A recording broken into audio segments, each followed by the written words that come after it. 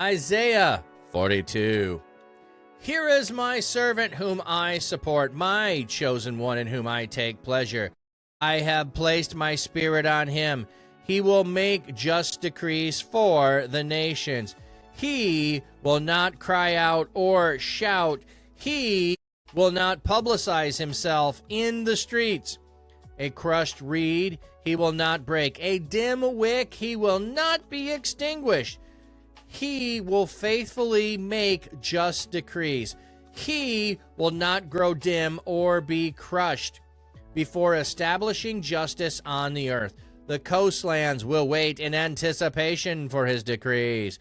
This is what the true God, the Lord, says, the one who created the sky and stretched it out, the one who fashioned the earth and everything that lives on it, the one who gives breath to the people on it, and life to those who live on it. I, the Lord, officially commissioned you. I took hold of your hand. I protected you and make you a covenant mediator for people and a light to the nations. I open blind eyes.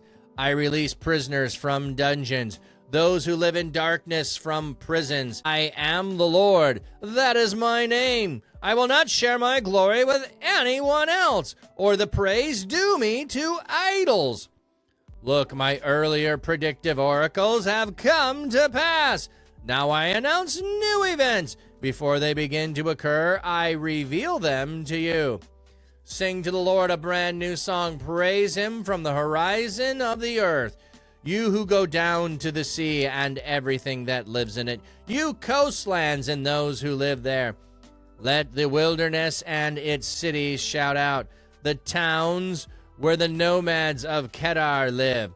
Let the residents of Selah shout joyfully. Let them shout loudly from the mountaintops. Let them give the Lord the honor he deserves. Let them praise his deeds in the coastland. The Lord emerges like a hero, like a warrior. He inspires himself for battle. He shouts, yes, he yells. He shows his enemies his power. I have been inactive for a long time. I kept quiet and held back. Like a woman in labor, I groan. I pant and grasp. I will make the trees on the mountains and hills wither up. I will dry up their vegetation. I will turn their streams into islands and dry up pools of water. I will lead the blind along on unfamiliar ways. I will guide them down paths they have never traveled. I will turn the darkness in front of them into light and level out the rough ground. This is what I will do for them. I will not abandon them. Those who trust in idols will turn back and be utterly humiliated. Those who say to metal images, you are our gods. Listen, you deaf ones. Take notice, you blind ones. My servant is truly blind. My messenger is truly deaf. My covenant partner, the servant of the Lord, is truly blind. You see many things, but don't comprehend. Your ears are open, but do not hear. The Lord wanted to exhibit his justice by magnifying his law and displaying it. But these people are looted and plundered. All of them are trapped in pits and held captive in prisons. They were carried away as loot with no one to rescue them. They were carried away as plunder, and no one says, bring them back. Who among you will pay attention to this? Who will listen attentively in the future? Who handed Jacob over to the robber? Who handed Israel over to the looters? Who is not the Lord? Or was it not the Lord against whom you sinned? They refused to follow his commands. They disobeyed his laws. So he poured out his fierce anger on them, along with the devastation of war. Its flames encircled them, but they did not realize it. It burned against them, but they did not take it to heart. All right. A decubster. Is this God roasting the non-existent gods of the nations? Yes, absolutely. But what it is they are spiritual beings who are playing the role of gods, and they have no power. So depends on how you are viewing the God of the nations, because we have Deuteronomy 32 and a Psalm, can't remember which one I want to say 106, but I might be wrong on that talk about when God divided up the nations, he did it according to the sons of God, and the sons of God is a reference to the heavenly realm, the heavenly host. So the nations were to be ruled by one of the heavenly hosts. He gave the dominion of that nation to one of the heavenly hosts. We see that also in Daniel when he's talking about, I had to wrestle the prince of Persia in order to get here, when Michael is bringing the message to Daniel. So princes is another name for the heavenly host, the ones who are supposed to oversee the nations, and instead of overseeing them to bring praise to God, they brought it to themselves. So he's taunting them that they have any real power, because they don't, and they're not more powerful than God, because God's the only one that has power. So yeah, absolutely. There is a level at which he is roasting all of them because they have no power. They only have him. Yeah, it's Isaiah Fenris says, roasting the country for worshiping idols and losing sight of the true God. Yeah. And I love that thought there. Yeah, it is a challenge to all of the nations too. Like I said, we had some Job language in here as well with, where were you when I created the foundations of the earth? Where were you when I hung the veil in the sky? There is God is the only one with real power. God is the only one that is a creator. God is the only one that can move things. And if he brings a nation to do something, and their God, so to speak, is doing something, it's because God is bringing them to do that. They have no real power. They can't predict the future. They can't bring things about. And God is challenging them right here. And we have the coastline there as well. One reason I think we have the coastline is because the coastline is right next to the water, and water represents chaos. So if God can lift the coastline, which we talked about that, I don't know, 2 chapters ago, if God can lift the coastline out of the water, God can control the chaos. The chaos doesn't need to bring fear to God, but the coastline should fear God, not the chaos. So we just had the making idols here. They are nothing. They accomplish nothing in 41. We continue the thought of the images. Your gods are nothing.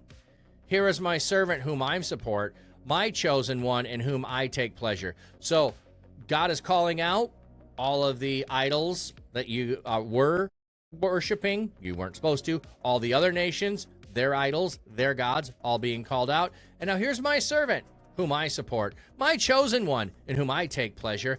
I have placed my spirit on him. He will make just decrees for the nation. So now this is going to transfer from just being over the nation to all the nations. The Holy One, the chosen one, is going to make decrees for all nations.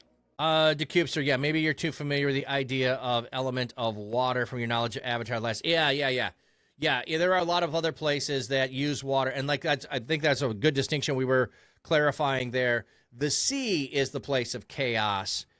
Water can be the source of life. So we can, it's two different elements of it. So, and they're probably just pulling one motif, and those aren't biblical. So the chosen one in whom I pleasure, I place my spirit on him. He makes just decrees. He will not cry out or shout. He will not publicize himself in the streets. That's an interesting, I think it was cause his voice to be heard in the streets. A crushed reed he will not break. A dim wick he will not be extinguished. He will be he will be faithful to make just decrees. He will not grow dim or be crushed before establishing justice on the earth. The coastlands will wait in anticipation of his decrees. So, again, I think the coastlands are right next to the sea. That's why they're waiting for it, because chaos is just there beyond their border. Chaos is just right over there. And so there's where we have it coming in. Fenris, tranquility and water is a big Chinese and Oriental take on the elements. Yeah. And you can have tranquility with water in the sense of, like, I think my pond is very tranquil, and flowing water is tranquil, which is a different location of water than the sea is. So yeah, it can have multiple understandings there. So they're saying the true God and opposed to the false gods. The one who created the sky and stretched it out. The one who fashioned the earth and everything that lives in it. The one who gives breath to people on it. You're more like Bruce Lee than you know. Okay, interesting. I, the Lord, officially commission you. Take hold of your hand, I protect you, and make you a covenant mediator for people and a light to the nations. Okay, so this is the one, this is his servant, who it's going to be. So we had the crushed reed, which will not break. Now, the New Testament takes these and talks about them in regards to Jesus. A dim wick, he will not be extinguished. Here is my servant in whom I support, my chosen one in whom I take pleasure. I put my spirit on him. He will make just decrees for the nations. So is this a single individual that's in mind, or is this a reestablishment of the Davidic line that we have here? Or is it the nation itself of Israel? When it's brought back, he is going to rule over the other nations. It's a little bit vague here exactly what Isaiah is saying, but since this is future, it is intended to be vague from some level, because you are going to be talking about the future and what is happening. All can be true simultaneously. Oh, exactly, Altus. Exactly. Yes. Well, that's why I like asking the questions. Is it this? Is it that? Is it another? Absolutely. It can be all of those at the same time. You have a surface level reading, and you have deeper meaning, and you have hidden meaning. And so those can all be valid things simultaneously happening. Yes. So he's not crying out. He is not crushed. He will not be crushed. You will establish him, his decrees. This is what the true God says. That's where we were. The one who created everything. I, the Lord, officially commission you. I will take your hand. I will protect you and make you a covenant mediator for people and a light to the nations. So, call you in righteousness. The pronoun you is masculine singular, referring to the servant. So, thank you for putting masculine singular. I wish there was a better way in English to identify singular and plural you. I will protect you. The translation assumes a verb derived from the root natsar, protect. Some prefer to derive it from the root yatsar, form. So instead of I protect you, it would be I form you and make you a covenant mediator for my people and a light to the nation. So you are going to be the one, like Moses, who is the one who mediates the covenant with my people and goes between God and the people, and more than that, a light to all the nations, to open the blind eyes, to release the prisoners from the dungeon, those who are in darkness from prison. We have all that going on. That which is said about Messiah is about Israel. That which is said about Zion is also about Messiah. Yes.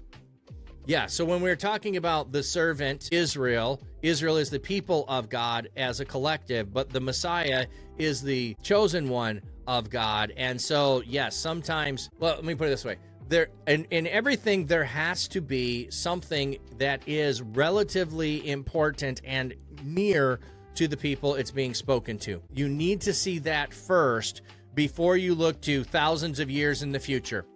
Because frankly, thousands of years in the future isn't comforting necessarily to the people in the time. So there needs to be something in the immediate future. Why? To validate anything that comes later. So you need to have a sign that is going to validate the words that are spoken, that later stuff can come along, but there needs to be something in the immediate future here. So the part about the nations and the opening the eyes of the blind and release of the prisoners in the dungeon and all of that thing can be the future part, but we need to have a immediate part that is coming. I, the Lord, that is my name. I will not share my glory with anyone else, or the praise due me to idols. So what was the problem why they went into exile? They were sharing God's glory with others. They were sharing it with idols. Okay, so Altus. So then the question is the Messiah the marked one or the ruling one? Well, you mean marked as in anointed? Is that what you mean by marked one? Because Messiah means anointed one. Is that what you mean there? Or the ruling one? Well, we also have he is not going to be broken and he is going to be silent. So there is a time in which he is going to endure some kind of persecution, retribution, or suffering that is going to come upon him, but he will endure, and then his decrees will go out. So there's an order of things. Look, my earlier predictive oracle has come to pass. Now I announce new events. Before they begin to occur, I reveal them to you. We are having I have given you stuff. It has happened. Now I am giving you future. And the reason you know that these are going to come to pass is everything that I've already given you is on its way. It is happening. Altus, Zion versus Israel. Messiah of Joseph versus Messiah of David. Zion means marked, but that is often a reference to the suffering servant, whereas Israel is a reference to Messiah of David, the ruler. I had not known that distinction there. That's an interesting one. So Zion means marked, and that's the Messiah, the reference to the Messiah of Joseph, and Israel is Messiah of David. Okay, I didn't know there was a distinction there. It could also simultaneously be true. Yes, absolutely. Absolutely. There is, this is what I love. Like, there is layer upon layer that we can dive into and find. So the earlier oracles have come to pass. The future ones are going to come about. What is our response? Sing to the Lord a brand new song. Praise him from the horizon of the earth. You who go down to the sea, again, the sea, the coast there, and everything that lives in it, you coastlands and those who live there. So we need to sing a new song. I like the idea of singing a new song. I like the idea of people creating new songs. Honestly, I don't like singing new songs. I have a hard time going to worship with a new song. Now, like, I go to gathering events that are from multiple different churches, and the praise team sings songs they're familiar with in the church that they're in. That's not my church. I don't know those songs. I often stand there going, I don't know the words. I don't know the tune. I can't sing along. And I just stand there. And it's like, I feel less participating in worship when that happens than if they were just singing and didn't invite me. If they were just doing a special music, I feel more participatory than they're singing a song I don't know and I'm supposed to sing along, and I just stand there going, uh-huh, that's nice. And I know people can sing brand new songs the first time. That's not me. I don't know where the tune is going. I can't read music. I don't know ups. I don't know downs. I don't know length of holding a word. Just like, it's just going to sound awful, so I don't. So love the idea that a new song is made because of the joy of the circumstance of the situation of God delivering his people. Brand new songs are going to be made, praising him from the horizon of the earth, and those that go down to the sea, everything that lives at the coastland, everything. Let the wilderness and the city shout for joy. Because God is doing a thing of rescuing his people, establishing his Holy One, the Messiah, the servant, there is going to be praise everywhere. Let the wilderness and the city shout, the towns and the nomads.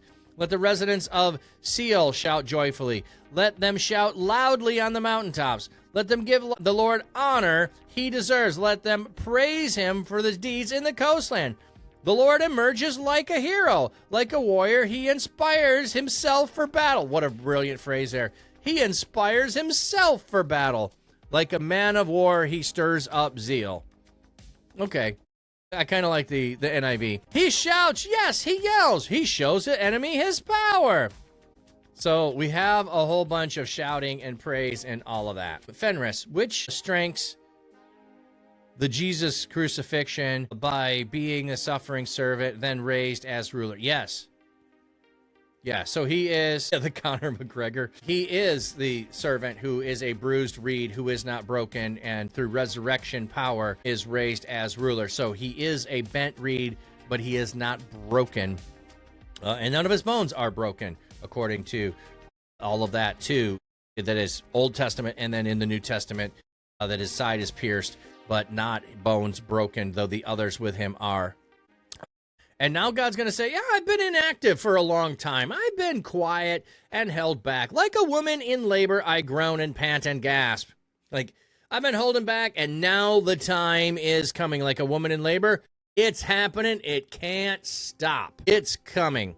I will make the trees on the mountains and hills wither up. I will dry up the vegetation. I will turn streams into islands and dry up pools of water. So we had the power of God in creative power is able to make all of the desert, desolate places into forests, and the dry places spring with water. Now we're going to have God's Power, when he comes, is able to undo the places that are powerful and majestic. So we're having a reversal here of both the power to create and now the power to destroy. I will lead the blind along on an unfamiliar way. I will guide them down the paths they have never traveled. I will turn the darkness in front of them into light and level the rough ground. This is what I will do for them. I will not abandon them. So who are the blind? I think this is the people of Israel coming out of exile. They are coming out. They've never walked this path. They have been in exile. They've been blind. The light is going to come on. They're going to see the true God. Those who trust in idols will turn back and be utterly humiliated. Those chasing you, they're not going to get to you. Those who say to metal things, you are our gods. Listen, you deaf ones. Take notice, you blind ones.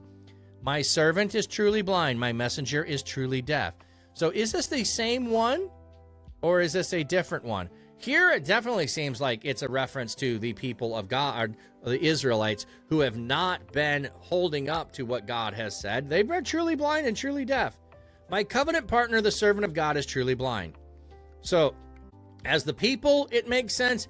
As the one who represents the people, the Messiah, I don't know that it makes sense. But here's the thing. It's commingled together in the imagery. So you see many things, but don't comprehend. Your ears are open, but do not hear. The Lord wanted to exhibit his justice by magnifying his law and displaying it. So how does God exhibit justice? He magnified it, and he brought it upon his own people. They went into exile, and now they're going to come out. But these people are looted and plundered. All of them are trapped in pits and held captive in prison.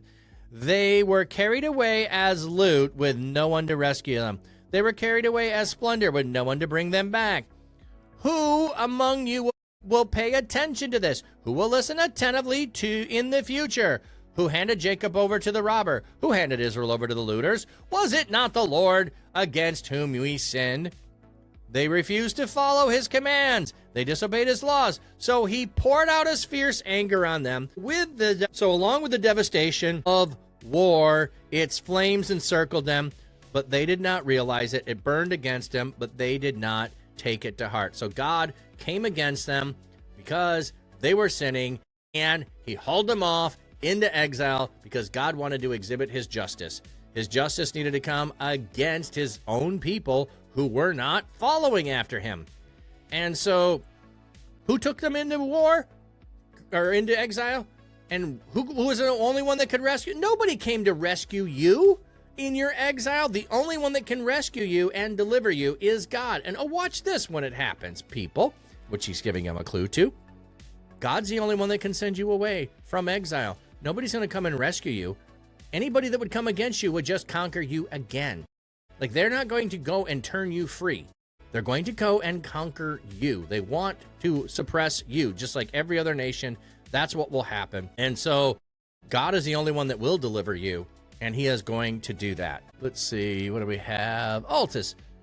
The ruler would have to sit on the throne in Israel and rule the nations, potentially a future king. But Hebraically, even a future king is called king, since if it's anointed by God, then it's as good as done. Yes, Judges and Jeremiah is called prophet before he's born. Oh, yeah. And the hand of Midian overpowered Israel, and because Midian, the people of Israel, made for themselves the dens that are in the mountains and the caves and the strongholds. And Jeremiah, before I formed you in the womb, I knew you. And before you were born, I consecrated you. I appointed you a prophet to the nations. Pretty much, hey, God's going to humble before he lifts you up, Fenris. Yeah, absolutely.